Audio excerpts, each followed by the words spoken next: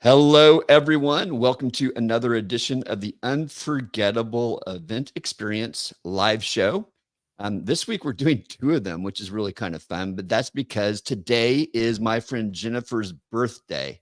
And I wanted to celebrate her birthday by having a conversation about, frankly, both of our favorite topics baking. We're going to talk about baking, but not just baking cakes or bread or anything like that. We're going to talk about baking books and baking events. So, Jennifer, welcome to the live show. Thanks for coming. Thanks for having me, Phil. All right. So, we have a really interesting story, Jennifer, because you were the editor for my book. You helped even with like some of the concepts in here, like with things like bread bites. And I don't know if you were the one who came up with the idea of an elephant on the cover, but you had a lot of input into the way the book came out. But what was a fun discovery for both of us is that independent of one another, I used baking as a core metaphor in the book, and you had begun using baking as a core element of your business. Tell the story about how that became important for you and how that relates to book writing. I had been doing a group coaching program to help people write nonfiction books, similar to yours. And I likened the process to baking a cake. So many of us have all these mental hurdles and blocks that we believe surrounding writing a book. Oh, it's so hard. It takes a long time. It's complicated and I just can't do it. And so I taught people that if you can follow the recipe to bake a cake, then you can write a helpful nonfiction book.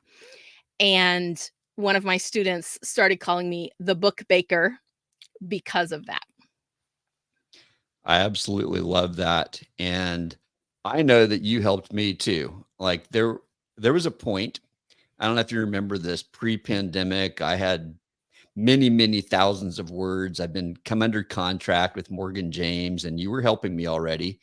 But then I came out of the pandemic and knew I needed to write this book, but it had become a jumbled mess. Mm. Like I started to write a whole different book. You remember this? I was Yes. going to write a book on how to create a terrible event. I thought that would be really fun and funny.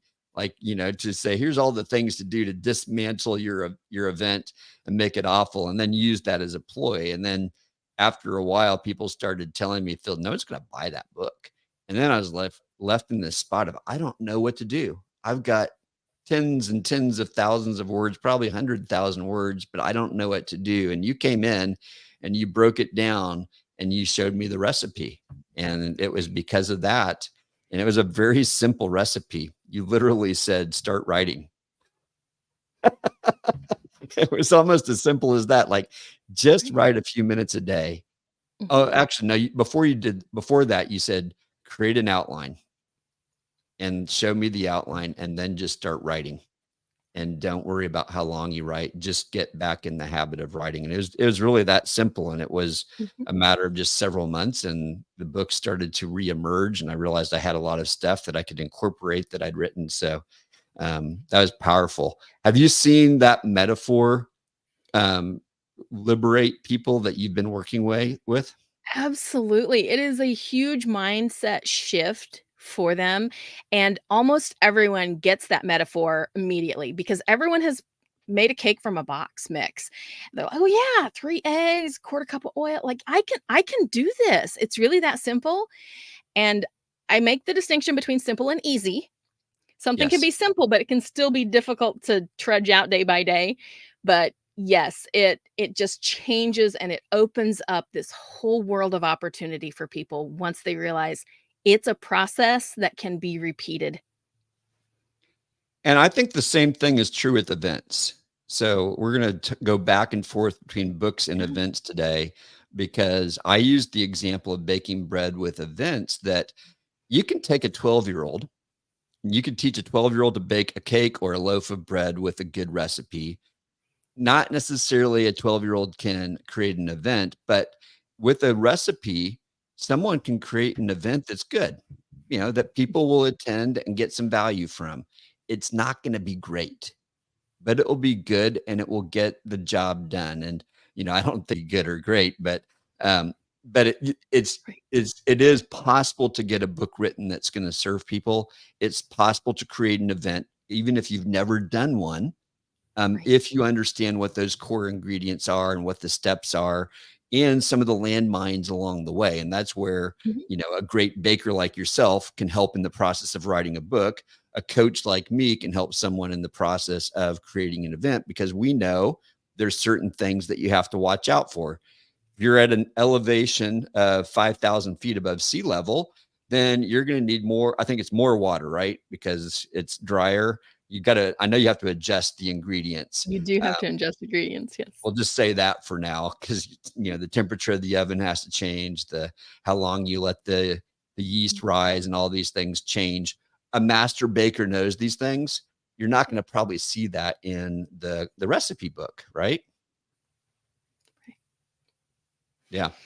All right. So one of I'm going to tell a quick story here, and this is Cool. supposed to be about you and not me. So we're going to make sure you, No, you it's do a lot okay. more talking, Go. Jennifer. But I was trying to teach the principle of creating an event is like, baking a loaf of bread.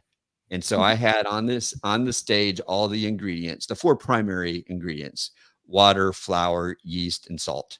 And I had pre-measured it based on a recipe I found online because those are the core ingredients. They're not the only ingredients with a loaf Mm. of bread, but they're the core ingredients. So I pre-measured them, I mixed them, I was explaining how this all works in front of the audience. I was getting their feedback of what happens if the yeast isn't mixed in and what happens if, all the salts in one place and all this kind of stuff. And then I get to the place where I'm still trying to mix it and I realized that I didn't have enough water, that I had there were some ingredients that were missing and the dough didn't get mixed together. And I said, this is Mhm. a brilliant illustration of something. At events, it's super important that everyone receives communication about what's going on, and water is communication.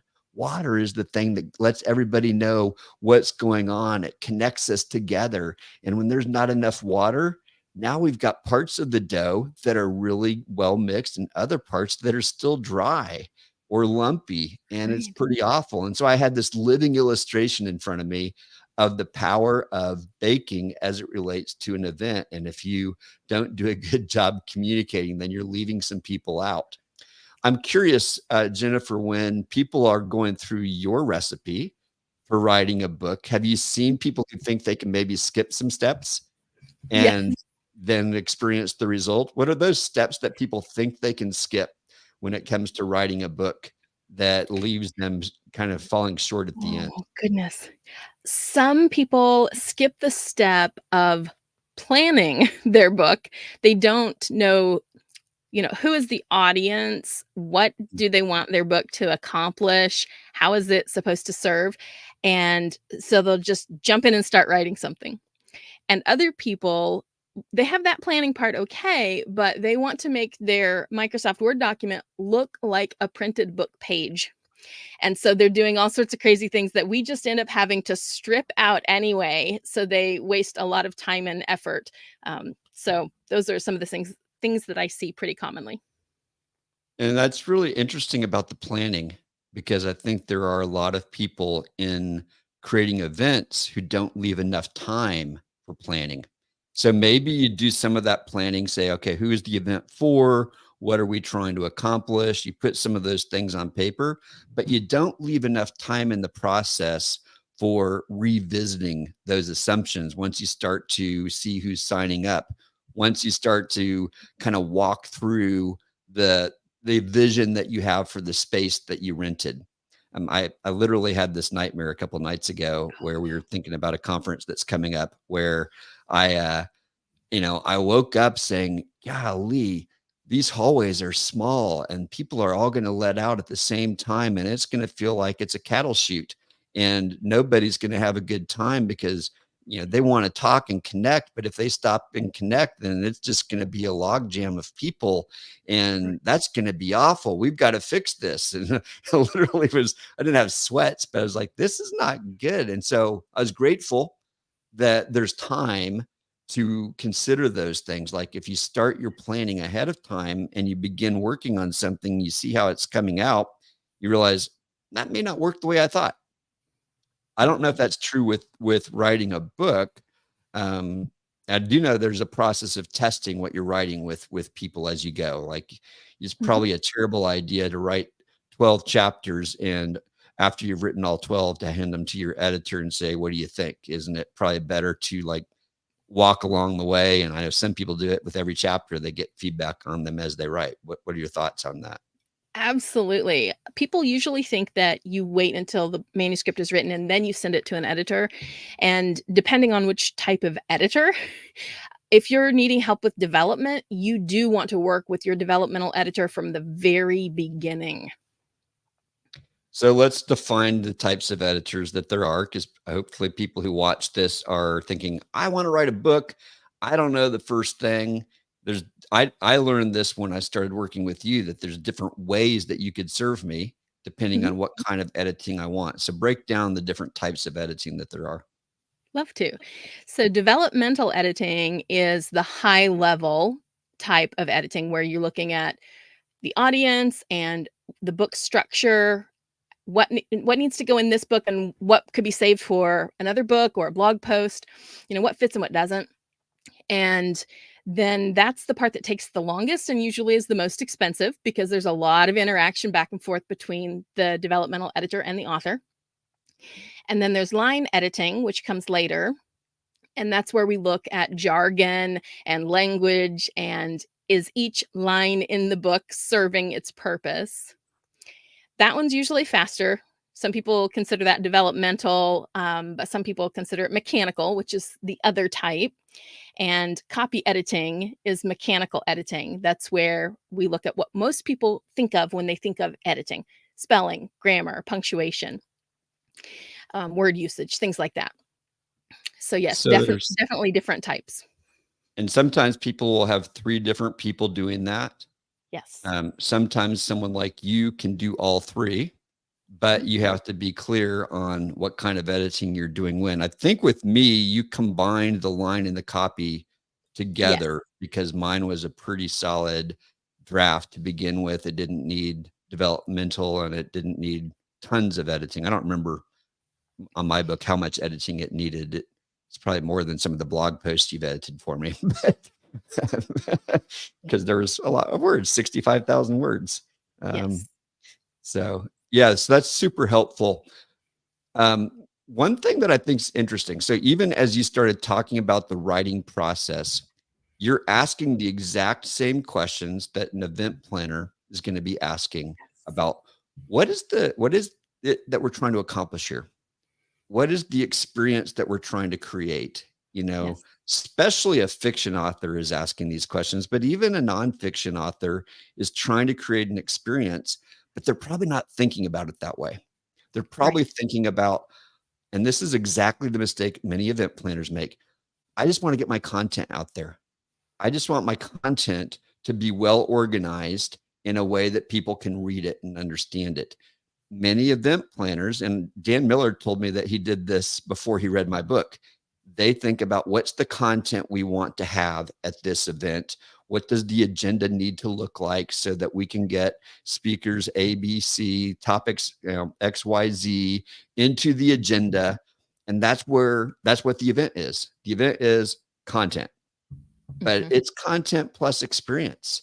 And books Absolutely. are too. What are Yes. the things when you're writing a book that help facilitate making it an experience as opposed to just content? So, you'll want to consider from point A to point B, where are you finding your reader? Where do you want to take your reader? And how do you want to do that? If you want to deliver it through narrative, through lots of stories, that can be a very effective way. And you might want to let them slowly absorb that information. Or you might want to take them through more of a workbook style type of book where you have activities that they have to do as they go through, and you want them to take a more active participant type of role so that they have a totally different experience. All of those things are things you'll want to consider before you write your first word. How do you make those decisions? Some people who are already established already have an audience. So they have a lot of that information already taken care of. For people who don't, if you're just starting out, so let's say you have experience in a field, you have a lot of knowledge in your brain and you want to bring that out to the world, but you don't have a platform yet, that's when you're going to have to ask yourself what I call the foundational questions. And I list them in my book. And anyone who wants to reach out to me, I'm happy to send you an email and give you that list for free. That will help you to think through who is it that you are wanting to affect? How do you want to serve them? All of those types of planning things. Yeah, and when we're done, let's make sure to get your email that we can stick up on the screen so people will know how to reach out to you. Great. Um, I love the way you're thinking about it because there's so many creative ways that you can present material in a book. I know there's people who, when they pick up a book, if they don't see color pictures, they're putting it down. Mm. They if they don't see enough graphics of things that are interesting in the book, they're like, "I don't wanna read something that's just all copy."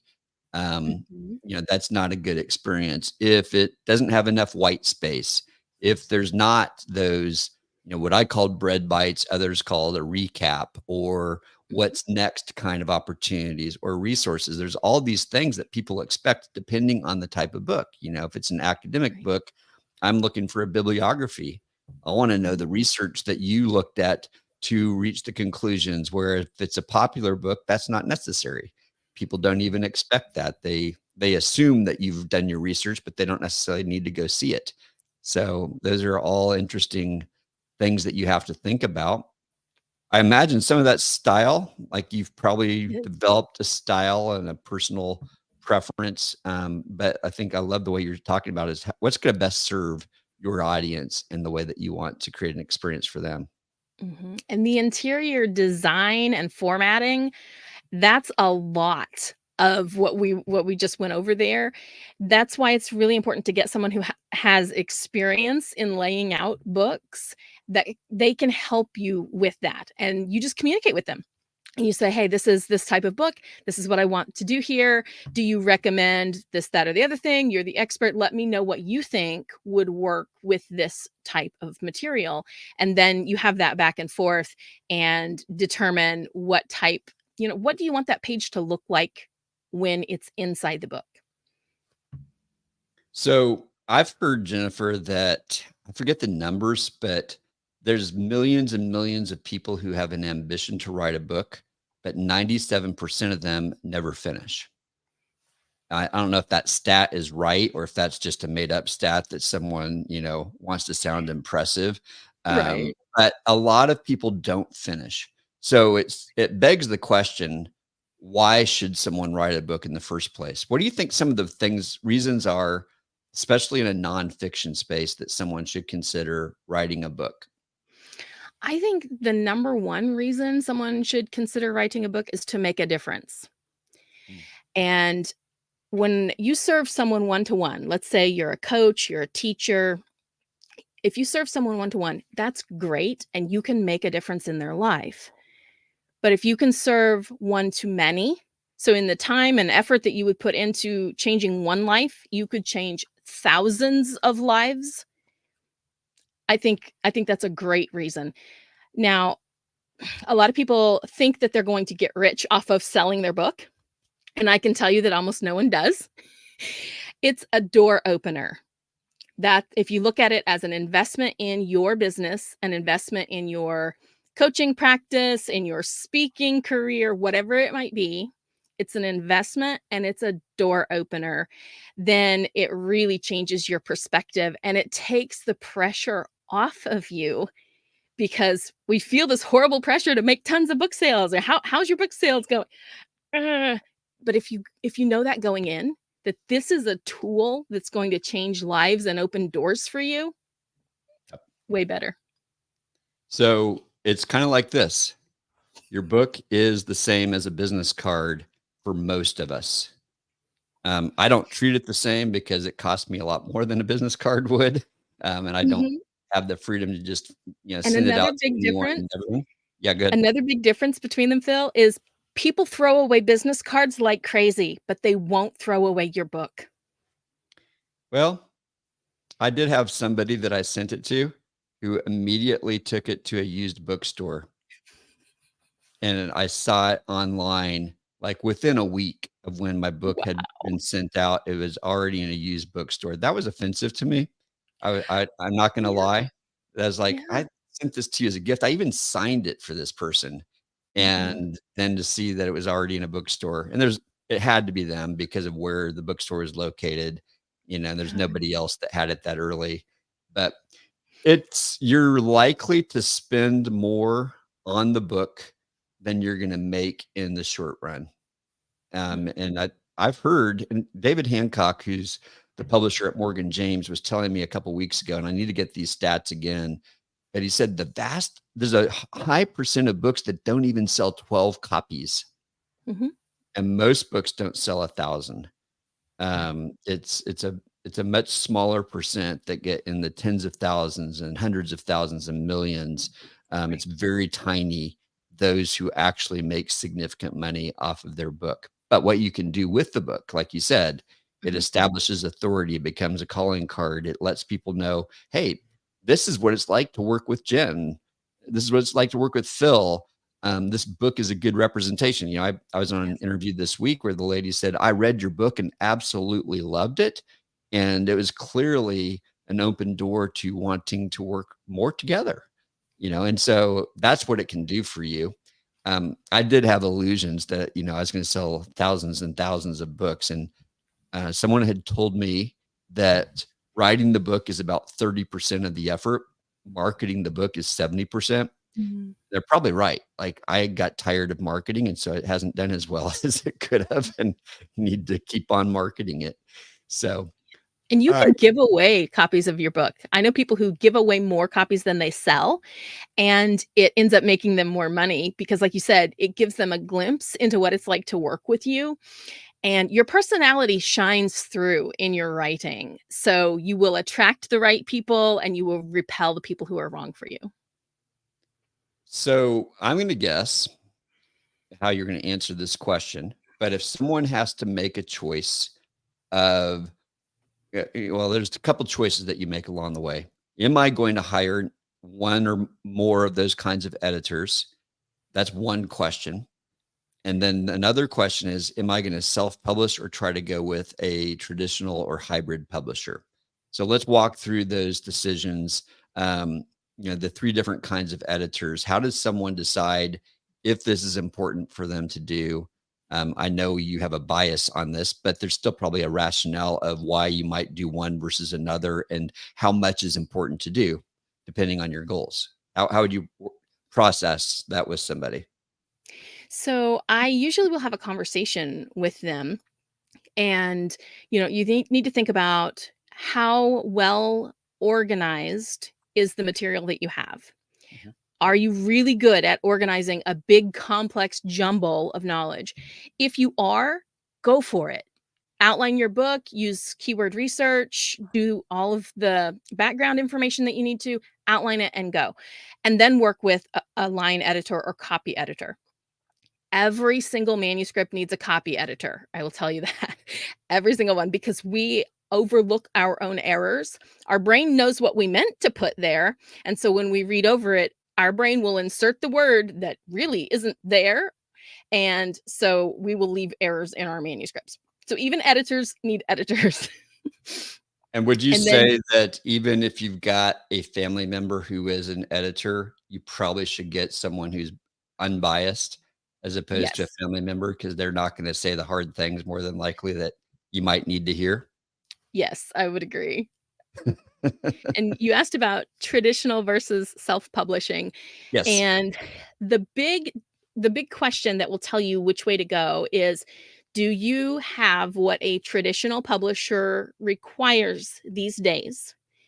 If you do, then it's worth a shot to reach out to them, get an agent and reach out to them. If you do not, then self-publishing is the option you want to go with. So most publishers are looking for a large platform. If you have a massive audience, okay, you've met the first requirement. If you don't, off to self-publishing for you. If you have something that you do have a massive audience, and then if your topic has mass appeal, so a wide variety of people are going to want to read that book, then you will want to go ahead and try for self-publishing too. We just lost your video camera there, Jennifer. Oh, So, oh, there it is. there we go. You are back. So most people don't have that big platform, or they don't have mass market appeal because they have a niche subject. They know about their field very well, and they're going to help people, just not everybody in the country. So There are for most so people, many stories self. of people who start with self-publishing Mhm. and then develop an audience, and then the next time round, a publisher will come along and say, "Hey, we'd like to either publish that first book or have you write a new book." So Mhm. it's, especially if you're using this as a calling card, it's not a mistake to self-publish in today's world. Right. And there's a lot of ways to do it.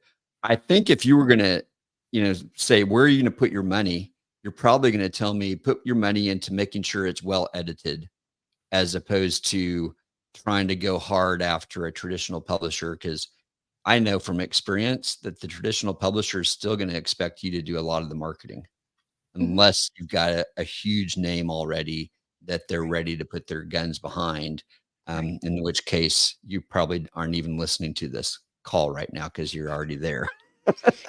But would that be true? Like if you got a limited budget, whether it's 5,000, $10,000, and you can spend it on something, editing versus the cost of publishing, how would you make the decision? And that may be a hard decision, but how would you think I about would that?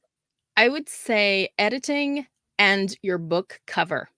Mm. Because much as we want to say, "Oh, don't judge a book by its cover," people do. And I saw a stat that said 80% of people admit that they use the book cover in making their purchase decision.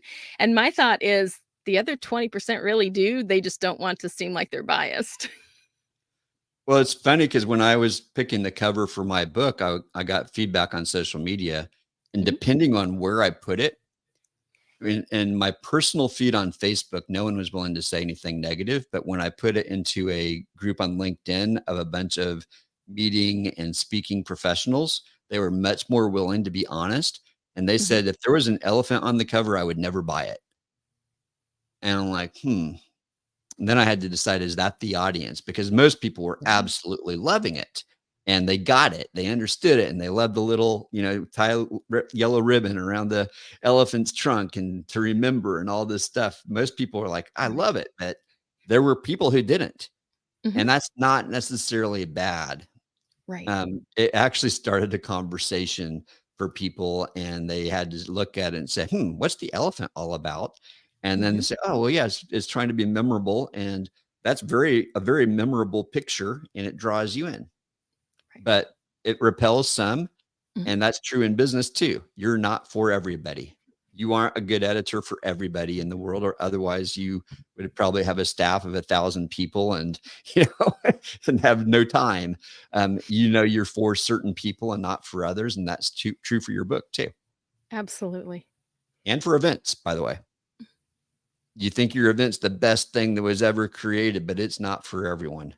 And there are people who prefer your competition over your event because that event's better serves their needs. It's a culture's right for them versus Mhm. yours, and that's okay. There's room for that. Mm. All right, Jennifer, this has been a fascinating conversation. If people want to learn more about your book, let's go ahead and get that best way to reach you. What's the best way to do that? Okay, so I am on Facebook. And you can email Jennifer at yourbookbakery.com. All right, we are going to stick that on there right now. There it is, Jennifer at yourbookbaker.com. Reach out to her. What was it exactly that you told people that they could get from you? Make sure they ask for this when they reach out. You had some kind Um, of guide or template or I something? do. I have a list of what I call the foundational questions. So I will email them that. There we go. All right, cool. And I just wanted to make a quick correction on the email. It's not just Your Book Baker, but Your Book Bakery. Oh, sorry about that. That's Let's okay. take that off. Your That's book okay. bakery. .com. Baker. Can I spell? All right. Yes. Is that right? Yep. Okay. Your Book Bakery. There you go. Bakery. I missed the little That's note okay. there. Perfect. Please ignore the earlier version of that and email Jennifer. Now, Jennifer, today is a special day. And so I have something I want to do for you today because it is a special day for you. It is your birthday. So we are going to celebrate your birthday. And those who watch this later, even if it's not on your birthday, send Jennifer happy birthday wishes. And I'm going to play happy birthday for her right now.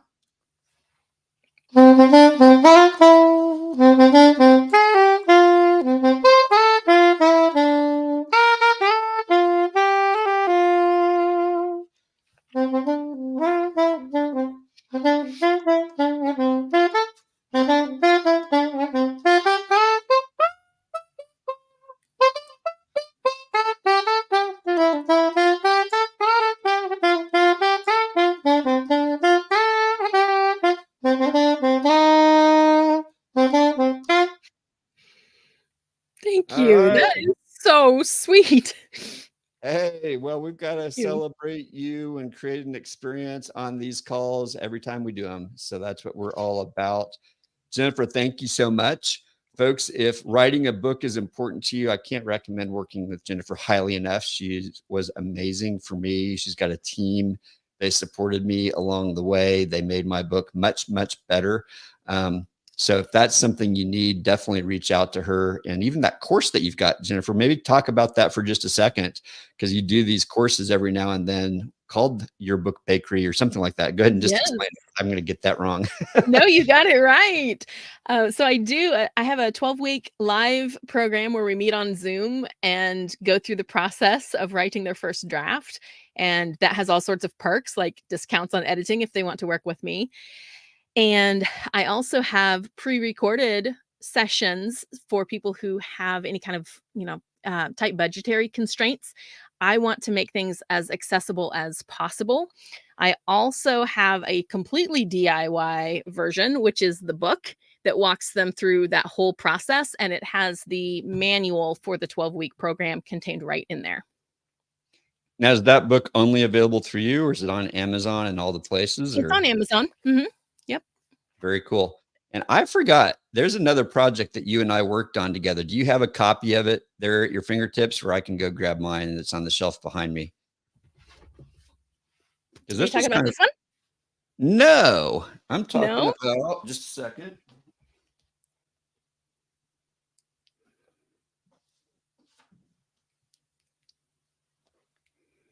This one. Oh, purposeful So leadership. Yeah, that's on the wall you behind me. did this compilation where you got a bunch of authors together. So this is an interesting idea. If you're not sure if you have a full book inside of you, you could do something where you get a bunch of your friends to all contribute. Talk a little bit about how you came up with that idea and what that was like to do it, and maybe say if you were glad you did it or not. I don't know. Oh, I'm definitely glad I did it. And it's not the first compilation. So this one, and I've done some other ones too. But I kept running into people who want to write a book and didn't feel like they could make the commitment to do a full manuscript. And so I thought, I'm all about breaking things down into bite-sized goals, making things, so tiny that you can't fail, right? So I thought, what if they wrote a chapter? Okay, so you say you can't write a whole book. Can you write a chapter? Could you write 5 to 10 pages? And everybody said, "Well, of course I could do that. Yeah. Yeah, I can do that." And so I found about 10 people who were in that situation. And then I called Dan Miller and said, at first I texted him and said, "Hey, when you get 48 seconds, which 48's his big number. You get 48 seconds, call me. I have an idea to run by you. And so he called, and I didn't even get the whole sentence out, Phil. And he was like, yes, I'm in. Let's do this. I love it. And so he was one of my co-authors on that. He wrote the foreword. Yep. And the people who experience writing that little chunk, then they get to feel really confident. They do a great job. I edit it, I shape everything up, I publish it. And they get to see their name in print as the author. They get to see their writing in print. And some of them have used it to start speaking careers, which I think is amazing. One lady is a minister and she's used it to expand her ministry. Mm. It's a great experience overall. And what it did for me is it made me a multiple time author overnight. Yes. You actually took a chapter out of my book and we completely reworked it to fit the purpose of what you were trying to accomplish. And so now I've actually been part of writing 2 books. How many people have you seen in these compilations who've written a chapter there and have gone on then to write their own book? Have you seen a I would path say to that? most of them. Most of Interesting. them do, because once they get that taste and they realize, "Oh, I can do this," then it's just another step to do a larger piece. So I think a similar case could be made for events. So maybe you're thinking, I'm not sure I can do my own event, but what if you could partner with a few people?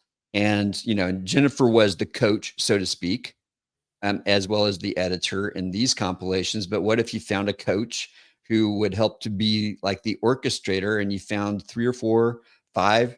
I don't think 10 people would be a bad idea for an event. I wouldn't have that many partners, but people who bring different areas of expertise who come together and have complementary reasons. You don't want to do it with someone who's doing it for the exact same reasons that you are. That might be awkward. But if they're complementary and you bring different audiences together and you're like, I've never done an event, but I really want to, would you be willing to partner with me and maybe bring in a coach who can help oversee that process? That can be a great way to put your feet in the water and see, is this for me or not? And you're not like putting all your eggs in that basket and you're going to either fail together or rise together. But more than likely, if you have good chemistry, you got to make sure it's the Mhm. right people. I assume in the book process, Jennifer, you made sure that the people who were contributing were going to be writing things that were similar and that the overall package was going to be a good package. Yes. Is that a fair statement, or what process did you go through to make sure you had the right partners on the book? It is a fair statement. I also sent out some information before we signed anything. Sent out information to say, this is what this book is going to be about. This is the audience for it. This is the purpose. And I had something in mind for each of them. Some of them I gave 2 or 3 options, Mhm. and then they could choose. And then as I went through, okay, I've got 1 gap left. Who needs to fill this? So then I went and found what was missing, but I had a really good idea of what I wanted each person to do before I chose them. I love that we stayed on long enough to discover that. So, folks, if you stayed here to the end, I hope that you are hearing this because partnership is a great way into writing a book. It's a great way into creating events. And it's something that is maybe underutilized in both areas. Although in the book area, I've seen it happen more often recently. I've seen Mark Mhm. Schaefer do that. I've seen some other people get a bunch of people, and the marketing becomes a lot easier. If you've got 12 authors and they're all excited about marketing it, and there's even some friendly competition among them of like who can sell the most books and all these kinds of things, particularly among marketers. Mm. If you don't work with marketers, then that's a whole different deal. But these marketers I've seen are like going crazy. Like I don't know if you saw this at social media marketing world. There were like 3 or 4 authors of Mark's recent book that he did with 30 some authors, and they were hiding copies of the book around the convention center saying, hey, if you find a copy, it's yours. Come find me and I'll sign it for you. Brilliant. It's like, I love really that. smart marketing taking place. And, they're just having a little fun. So I thought that was great. And another great advantage of doing that, not only the time savings, the effort savings, the partnership, all of that, great relationships you can build. But another thing is you can order author copies at cost. So when you're giving them away, or if you're selling them at an event, then you have that that advantage, Yep. and your other 9 co-authors are doing the same thing. Yeah, and that is a big advantage because it is a significant savings. Although, let's be honest, Jennifer, since the pandemic and inflation that's been hitting, the cost of these books is a lot higher. I Mhm. signed a contract in 2019, and I think the costs today are probably at least double, if not triple, what they quoted me back then. Mm, And so it's a real thing. Like, costs have gone up, the cost of printing, and it takes longer Mhm. to print. And that's printing on demand, Right. which is advisable if you're in the self-publishing or hybrid. A traditional publisher won't do that because they're going to put a much larger bet on you. But it's a safer way to go in the self-publishing space to not have a Mhm. lot locked up in inventory. Right. All right. Well, we have covered a lot of ground, folks. Thank you for sticking with us. I've seen people coming and going, and I know people will be watching this later. Looks like we actually have a comment here. I forgot to take a look. Summer says, I'm sure the cover plays a bigger role than I realized, but I only buy books if I care about the author or subject matter. And that's a fair statement. Um, but especially if it's a book that you don't know anything about, then the Mhm. cover makes an impression, and it causes people to either say, "Ooh, I'm interested," or "I'm not interested." But yeah, if you already know the author or you've already heard about it, you're not going to pay as much attention to the cover in that Right. case. So, all right, closing, parting thoughts. Anything you'd like to say to the audience? You can do this. If you have the right attitude and the right resources, you can do amazing things. And if you choose the first, you will find the second. I love it. You can do this. And the same is true if you're creating event experiences and you're concerned, you can do it. The resources are out there. The people are out there to help you. If you want to talk to me about that or to Jennifer about writing your book, you see her email. You've probably seen this because it's on one of my feeds. Reach out to me if you'd like to talk about events. Thank you, everybody, for watching, and have a great day.